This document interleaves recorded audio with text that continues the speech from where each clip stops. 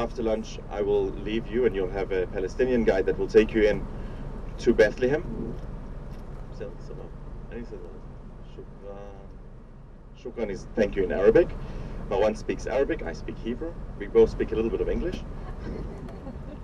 After I leave you, you'll be going into Bethlehem. You'll be visiting the Church of the Nativity.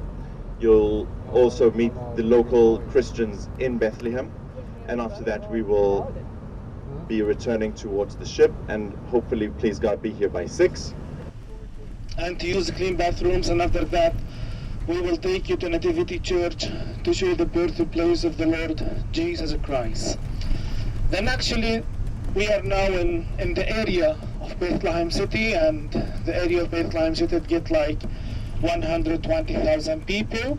And the area of Bethlehem, it's including Beit Jala, this city here, and Bethlehem and Beit Sahur. And the name of Beit Jala, as I told you, the house with nice view. We get here the area which is called Everest, which is the most higher area in all Bethlehem City. That 3 towers over there, that's actually is Mount of Olives. I guess that you have been this morning in Mount of Olives, which is actually is over there. Then actually is to the left side, all that new buildings is the new part of Jerusalem. And we get even Mount of Olives, and which is actually part from the old city of Jerusalem, which is behind that mountains. And you came from that road, which is, we call it the tunnel road. And now we are going the mountain down, because Beit Jala was built at the top of mountain. And if you look to the local stone here, this actually is the local stone from Bethlehem City. Like when I take you inside Nativity Church, the pillars, the columns of the church, it's made from the local stone of the city. And here we get like 2 kinds of stone, which is the limestone and the red stone. So this actually is the manger road. And driving now from here to Nativity Church is about 5 minutes.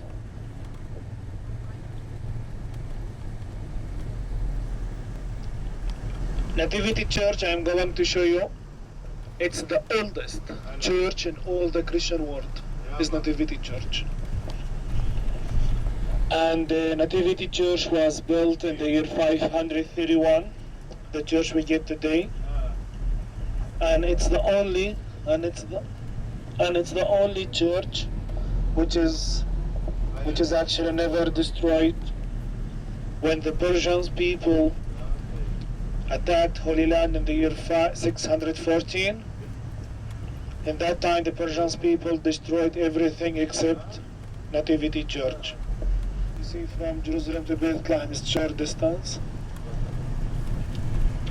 As I explained, one of the names of Bethlehem City, which is we call the City of David, because King David was born here in Bethlehem City. Now, if you look over there, far away, that mountains, that's actually Jordan Mountains over there. Far away, that's actually Jordan over there. And this side, in the middle is Dead Sea, and this side is the Judean land. And if from here...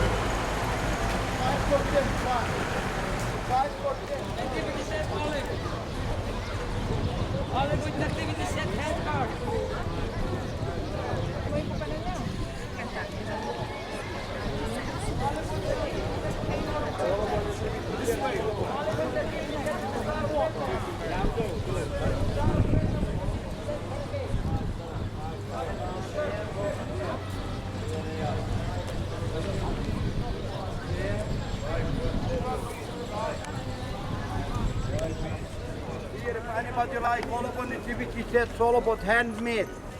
If anybody like all about in the way back, remember I have here.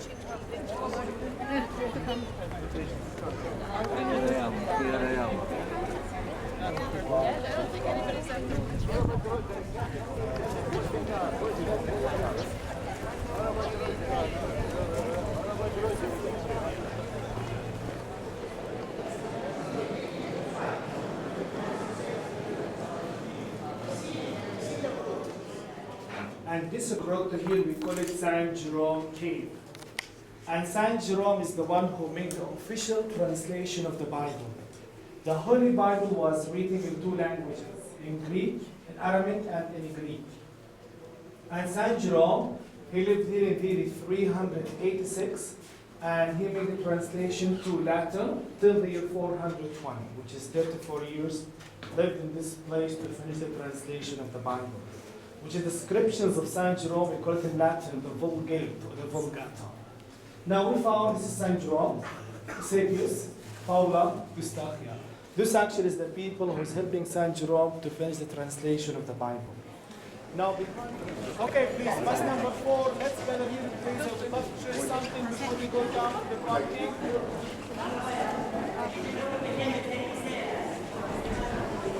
Okay, bus number 4, please. Bus number 1, please.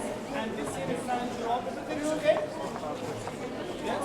This actually is San Hieronymus, Saint Jerome. And I show you the place. We have been in the place where Saint Jerome, where he lived. And he made the official translation of the Holy Bible. And we get right here is the church of Saint Jerome, the picture. And to the right we get the old building. It was my pleasure meeting you people for this little short time. And we hope next time to get more time and to get more time to visit and to have a good tour. I hope today we could give half and half. Good? Good. Thank you. Okay, bit of a long day, but we're on our way back now to the port. So in about an hour we should be in Ashdod and at the harbor, and you should be in time for dinner at about 7:30, I hope. Who built the wall? Well, it was funded mainly by the United States and by Israel. That is what's called the roadmap. That's the line in which Israel would like to disengage from the Palestinians so that they would have their independent country, due to the fact that after the year 2000, at the Camp David Agreement, Israel offered the Palestinians and Yasser Arafat 97% of the land that they demanded and cut short 3%.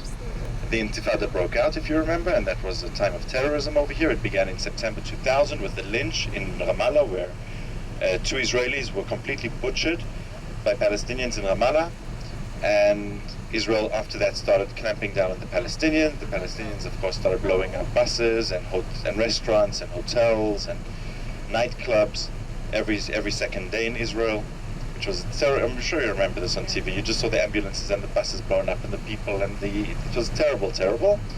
And Israel said, okay, we got to make sure that the terrorists don't come into Israel.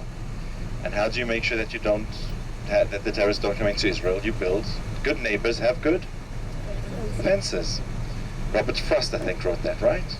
Am I right? Maybe yes, maybe no.